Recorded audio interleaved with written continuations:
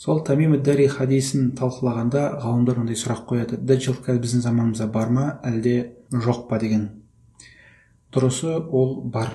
Даджал біздің заманымызда тірі бір аралда өзінің уақытын күтіп отыр.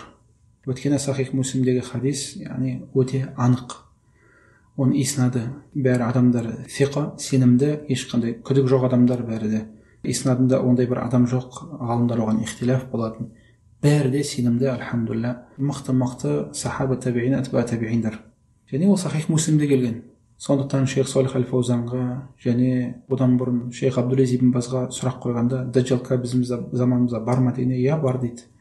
Оған дәлел Тамим ад-Даридің хадисі дейді. Өйткені ол хадистің иснады өте сенімді, ешқандай күдік жоқ. Және шейх Албаниден сұрағанда, сол хадис сахих па дегенде, әрине сахих дейді. Өйткені ол Сахих Муслимде кетеді біріншіден. Және иснады бәрі адамдар мықты дейді.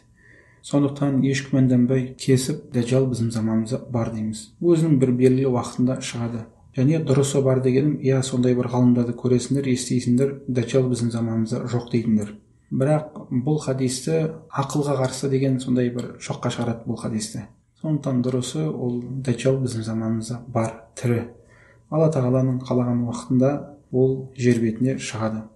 Және Даджал шыққанда ол біріншіден міне мен құдаймын деп шықпайды. Ол бірінші адам болып шығады.